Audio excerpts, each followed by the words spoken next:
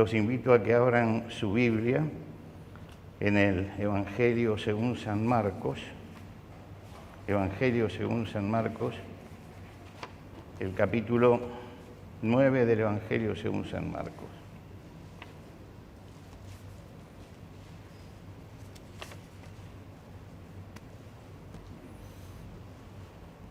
Evangelio según San Marcos, capítulo 9.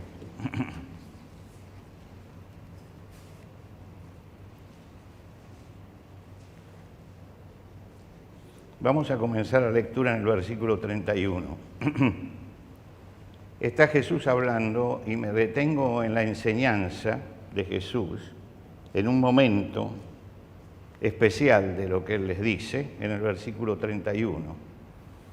Porque enseñaba a sus discípulos y le decía: el Hijo del Hombre será entregado en mano de hombres y le matarán, pero después de muerto resucitará al tercer día. Pero ellos no entendían esta palabra y tenían miedo de preguntarle. Y llegó a Capernaum y cuando estuvo en la casa les preguntó: ¿qué disputabais entre vosotros en el camino?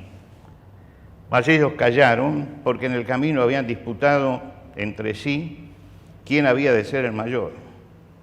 Entonces él se sentó y llamó a los 12 y les dijo: si alguno quiere ser el primero, será el postrero de todos y el servidor de todos. Y tomó a un niño y lo puso en medio de ellos, y tomándole en sus brazos les dijo: el que reciba en mi nombre a un niño como este, me recibe a mí, y el que a mí me recibe, no me recibe a mí, sino al que me envió. Y vamos a ir al Evangelio según San Mateo, el capítulo 18, Evangelio según San Mateo, capítulo 18, el versículo primero.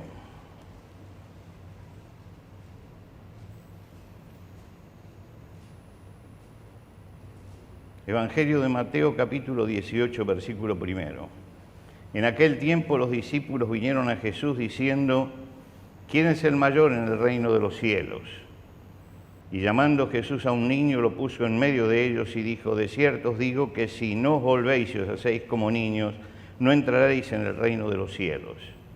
Así que cualquiera que se humille como este niño, este es el mayor en el reino de los cielos. Y cualquiera que reciba en mi nombre a un niño como este, a mí me recibe. Hasta aquí nada más en la lectura de la palabra de Dios. Podemos tomar asiento. Hay una cosa que se destaca en todo el Evangelio, y es que Jesús valorizaba siempre a los niños y aparece varias veces en la prédica, no solamente cuando los traía en medio, sino en los comentarios que él hacía. En un momento dado mira a la gente rebelde y dice: ¿a qué los voy a comparar a todos ustedes? Dice: son semejantes a los muchachos, y nos cuenta un juego infantil de la época. Es decir, después de decirle eso, les dice que se sientan en las plazas y dan voces a sus compañeros, y hace toda la descripción de un juego infantil, lo que quiere decir que Jesús conocía todos esos juegos y hablaba de eso. Cuando un día se quejaron los religiosos porque sus discípulos hacían mucha bulla al alabarlo a Jesús al entrar en Jerusalén, Jesús les dice: ¿nunca leyeron ustedes en el Antiguo Testamento: de la boca de los niños y de los que maman perfeccionaste la alabanza? ¿Nunca leyeron que la gran alabanza sale de la boca de los chicos? Tenía una percepción el niño que Jesús la subrayaba. Él dice: Padre, Señor del cielo y de la tierra, te agradezco porque escondiste estas cosas de los sabios y los entendidos y las revelaste a los niños. Es decir, que había cosas que la gente no percibía y que los chicos sí percibían de Jesús. Los dos pasajes que leímos son pasajes paralelos, hablan de lo mismo, pero son dos enfoques distintos. Cada uno enfoca de eso que debe haber sido una conversación larga de Jesús, enfoca un aspecto diferente, y por eso junté el Evangelio de Marcos con el de Mateo, para tener el panorama de las dos cosas grandes que Jesús enseñó en ese momento a través de un chico. Marcos cuenta los antecedentes del episodio y nos dice que los discípulos se cuidaban de algunas cosas de Jesús. Dice que Jesús hablaba de su muerte y ellos no entendían qué les quería decir, pero no preguntaban por qué, porque tenían miedo de preguntarle, o porque tenían miedo de preguntar simplemente. ¿Por qué? Porque cuando yo pregunto, estoy confesando que hay algo que ignoro. Y ellos se estaban cuidando de que nadie pensara que ellos ignoraban algo de lo que Jesús decía. Cuando entraron en Capernaum, Jesús le preguntó, bueno, ¿qué estaban hablando en el camino? Y nos dice Mateo, ellos callaron porque en el camino habían estado disputando acerca de quién sería el mayor. No querían confesar su ignorancia, tampoco querían confesar su orgullo. Estas dos cosas las tenían guardadas. ¿Por qué? Porque en los discípulos había un problema. Y es un problema que aparece en todo el Evangelio, desde el comienzo del ministerio de Jesús hasta el final. Están frente a la cruz y el problema sigue vigente. Todos habían sido llamados por el Señor, habían abandonado sus tareas habituales, lo habían seguido. Jesús quería formar con ellos un equipo de gente, hoy hablamos de equipos, ¿no? Quería formar un equipo de discípulos para que trabajaran mancomunados, pero cada uno jugaba su propio partido allí. Cada uno buscaba lo suyo, tenía sus propias metas, sus objetivos personales, y todos querían ser el líder del grupo. ¿Quién sería el mayor? ¿En qué sentido? En el sentido de quién puede liderar este grupo, quién puede estar adelante de este grupo, quién es el más importante de nosotros. No discutían entre ellos quién era el más solidario ni quién era el más servicial, sino quién tiene mayor jerarquía. ¿Quién tiene mayor jerarquía entre nosotros? Llegaron hasta el pie de la cruz, se puede decir, discutiendo esto también. En la última cena aparece la discusión esta. Aunque todos te negaren, yo no te voy a negar, como diciendo, yo soy el mejor.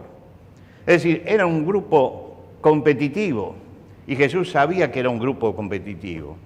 Y por eso estos dos pasajes tienen que ver con el servicio y tienen que ver con la obra del Señor, porque son este grupo competitivo el que tuvo que enfrentarse con una realidad que Cristo puso delante de ellos en ese momento.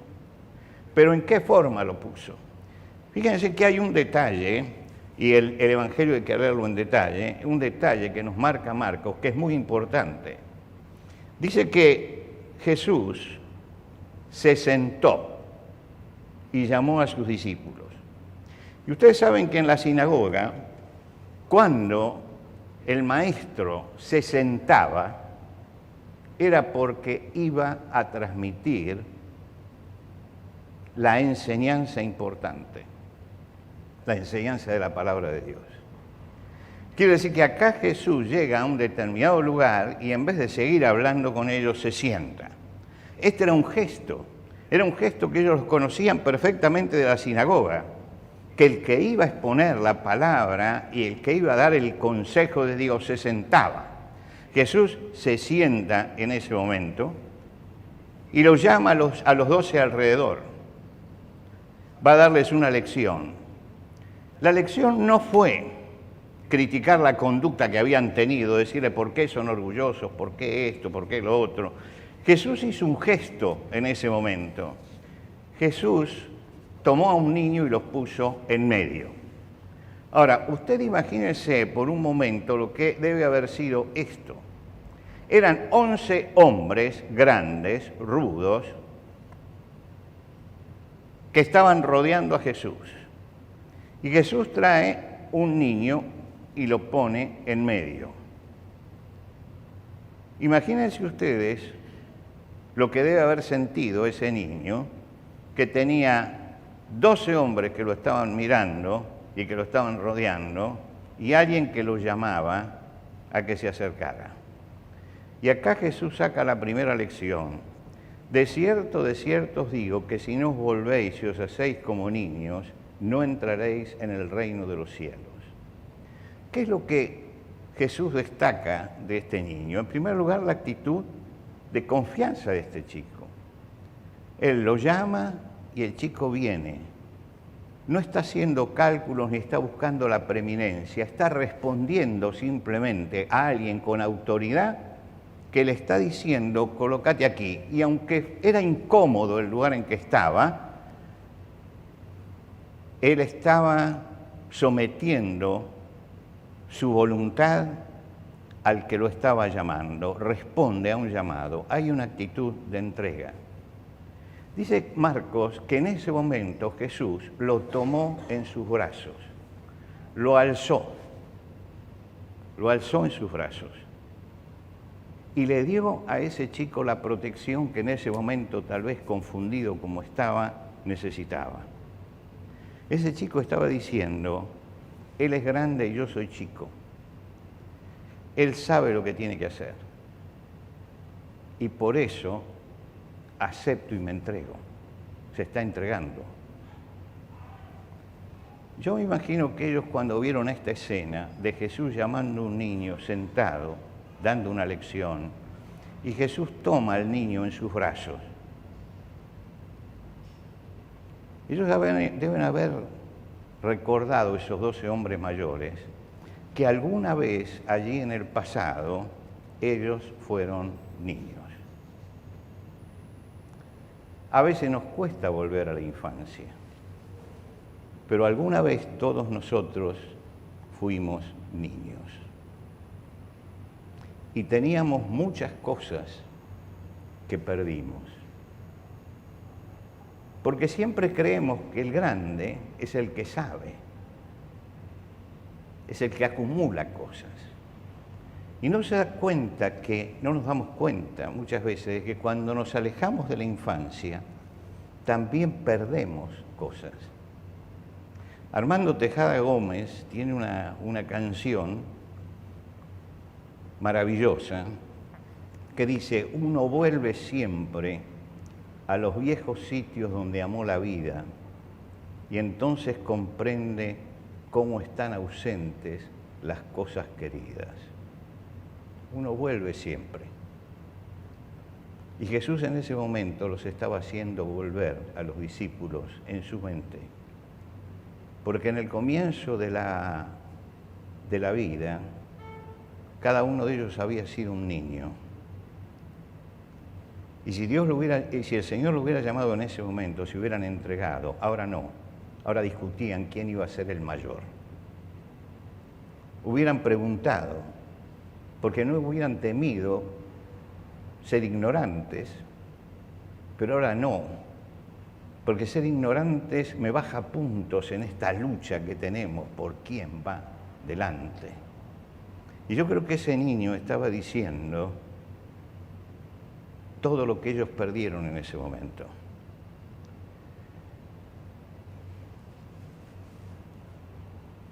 La semana pasada, yo trato siempre de estar en el mes de noviembre en Buenos Aires.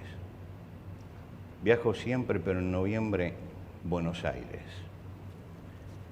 Y lo hago porque hay un espectáculo que uno no se puede perder en Buenos Aires, que es el jacarandá florecido. Es conmovedor el jacarandá florecido. Esa flor celeste. En mi infancia hubo un jacarandá. Estaba al lado de mi casa, en los árboles que se plantan en la vereda. No sé por qué, había una excepción, y era que había un jacarandá. Ese jacarandá estuvo siempre allí, en toda mi infancia. Y todos los años, cuando llega este tiempo, yo, en algún momento que voy, paso por la casa donde nací y veo ese jacarandá y veo la casa. Este año también lo hice. En el mes de noviembre, cuando empezó noviembre, dije, el jacarandá debe estar florecido, estaba en el centro de la ciudad.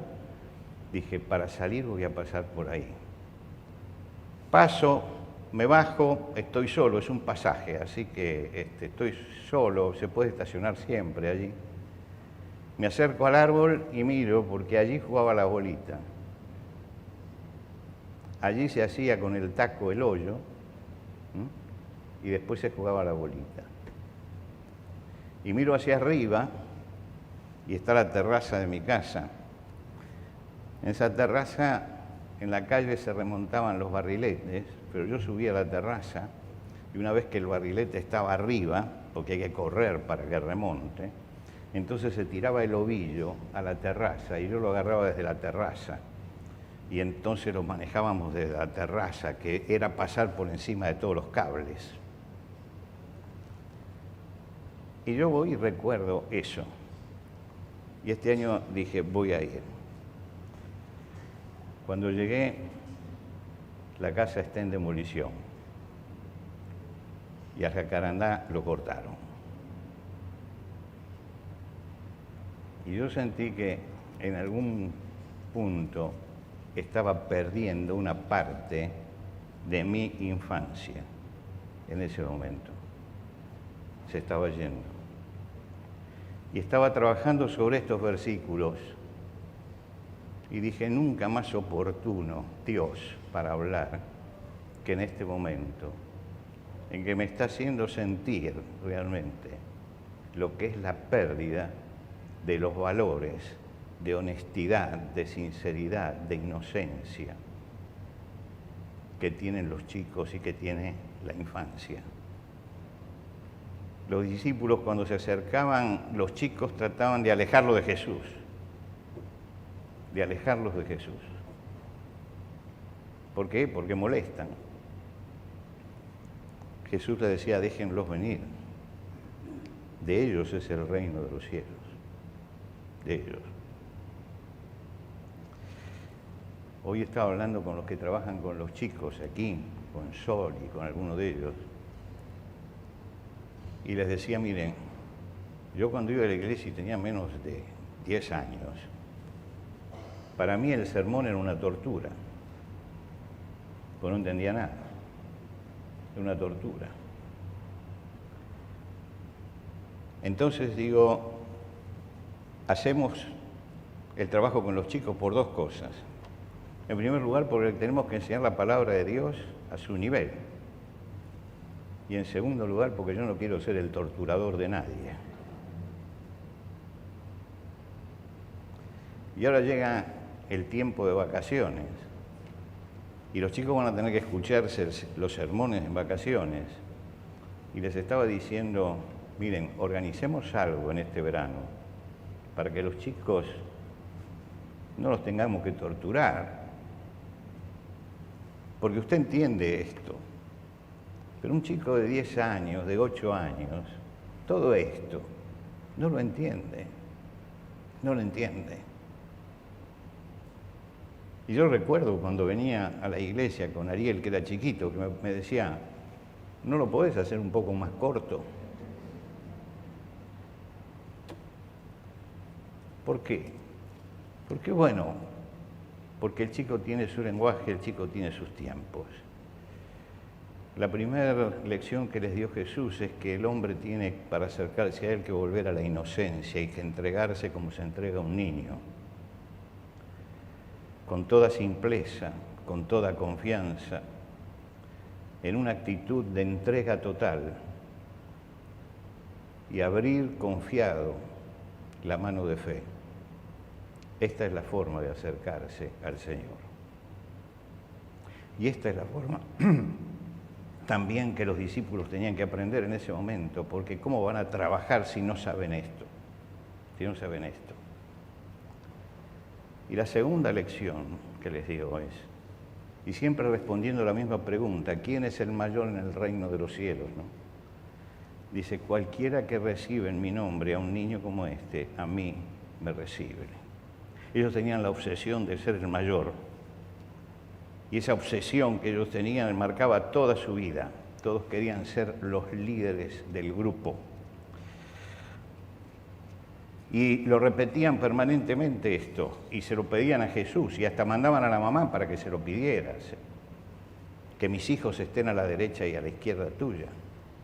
Estaban deslumbrados con el liderazgo. ¿Qué es el líder? El líder es una persona que encabeza y dirige un grupo. Esta es la definición de líder.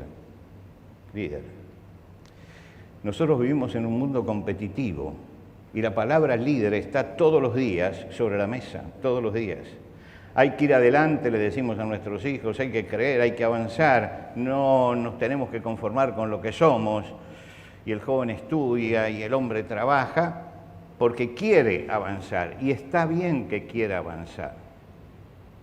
Pero tiene que tener en cuenta lo que pierde para no perderlo.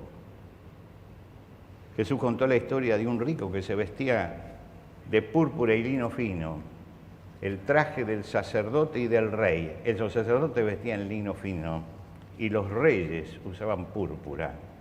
Él había llegado en la vida a no ser ni rey ni sacerdote, pero poder vestirse como un rey y un sacerdote, púrpura y lino fino. Y hacía banquetes diariamente, porque exhibía justamente lo que tenía. Dice, y había un mendigo que él lo conocía y estaba a la puerta de su casa y le sabía el nombre, se llamaba Lázaro. Dice, y nunca se acordó de ese mendigo, nunca. ¿Por qué? Porque había perdido la capacidad de compasión, la había perdido. Jesús puso un niño en el medio. Ese niño necesitaba afecto, necesitaba contención, necesitaba protección, necesitaba ayuda, necesitaba enseñanza. Jesús le dice, no los llamé a ustedes para ser líderes, los llamé para ser siervos, que es distinto. Y por eso en la Biblia nunca se habla de líderes. Nosotros hablamos de líderes. Siempre se habla de siervos. El siervo es el que obedece, no el que manda, sino el que obedece. El que tiene conciencia de que hay alguien arriba sobre él, que es el que lo tiene que dirigir en todo momento. Y el Señor les estaba diciendo, así como este niño necesita protección, y yo lo acojo y lo abrazo y lo tengo porque comprendo lo que necesita. Lo que le estoy pidiendo a ustedes es exactamente esto mismo. Que sepan que los estoy llamando para esto, no para ese verticalismo que ustedes quieren. A veces, casualmente ahora voy a romper el fuego saliendo del país para una conferencia, para predicar en una conferencia de pastores. Y a veces yo les digo, sobre todo a los pastores jóvenes, ya sabemos que ustedes conocen los rudimentos del griego, úsenlo cuando sea imprescindible, imprescindible. Pero piensen en un adolescente, un preadolescente, 12 años, y hablen para que el de 12 años entienda. Wesley, el padre del metodismo, cuando predicaba, dice que terminaba el sermón y lo primero que hacía era llamar a una señora que hacía la limpieza en la casa y le decía, siéntese, y se lo predicaba. Y al final le decía, ¿entendió? Sí. Él sabía que esa mujer era analfabeta, si entendía ella iban a entender todos. Era el respeto del siervo. Era lo que Jesús buscaba en los discípulos. Que entendieran que no era cuestión de deslumbrarlos con la grandeza de lo que eran, sino de servirlos. Dos cosas enseñó el Señor, que somos llamados a confiar y que somos llamados a servir. A confiar y a servir. Hoy usted entra a una librería y encuentra un montón de libros que hablan de liderazgo. Entra a una librería cristiana y hay un montón de libros que hablan de liderazgo. No encuentra ninguno que hable de siervos. ¿Por qué? Porque los muchachos todos quieren ser líderes y nadie quiere servir. Y el Señor nos ha llamado para servir. Aprender a depender del Señor y servirlo con integridad es el secreto de la comunión permanente con el Señor y de lo que el Señor quiere para nosotros. Y lo enseñó ese día, poniendo un niño en el medio. Fue una lección gráfica y mostrando la dependencia y el servicio. La dependencia porque vino y se entregó, y el servicio porque Él estaba destinado a abrazarlo y a contenerlo. Y creo que esa lección, no sé si fue inolvidable para los apóstoles, pero tendría que ser inolvidable para todos nosotros esta mañana.